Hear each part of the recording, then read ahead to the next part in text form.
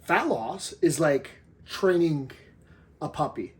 And this idea came to me because I have people close to me who have a pet, and they train this pet for the first 2 weeks and then totally abandon that.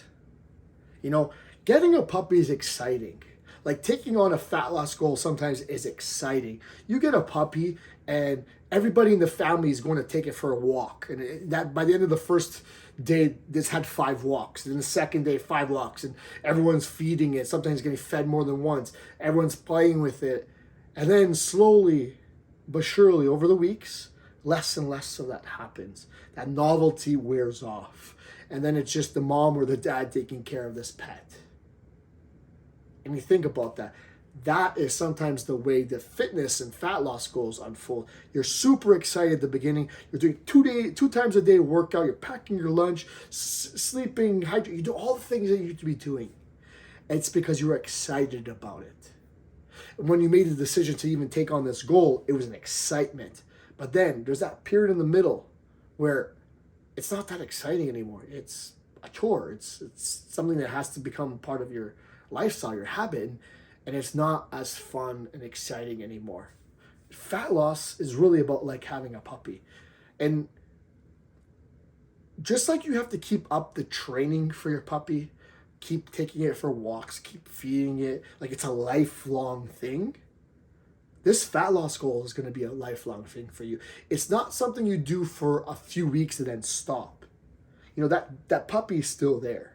That fat will probably come back if you're not creating the habits that keep it off. Every single study that looks at this long-term successful habits for fat loss, they show that the people who are able to keep it off the longest, lose a lot of weight and keep it off, keep up the habits. Majority of habits, not always all of them, but majority of them. They're focused on making sure they're getting their steps, they're eating the right way, they're perhaps getting the exercise and sleep. They're trying to hit those habits, and it became a lifestyle for them. You hear it all the time, it's a lifestyle, because it's not a short-term thing. Getting a puppy is not a short-term thing. Embarking on a fat loss journey is not a short-term thing. This is a lifelong thing. You're deciding to make changes in your life. And it doesn't have to be difficult. You slowly can make these changes, slowly make this adjustment, like having a new puppy in your life. But that excitement that comes when you first bring that puppy home, when you first get on this fat loss goal, it's going to wane. And what's left over is the habits. It's the daily walks for your dog. It's the daily walks for yourself. It's the making sure you feed the dog. It's make sure you're eating aligned to your goal. Making sure that dog is in his crate a certain night. It's gone out to the washroom before it goes to sleep. It's making sure you get your sleep. It's these things that are lifelong.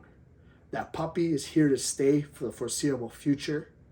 And you are going to be embarking on this journey for the foreseeable future. You're going to have to carve out these habits.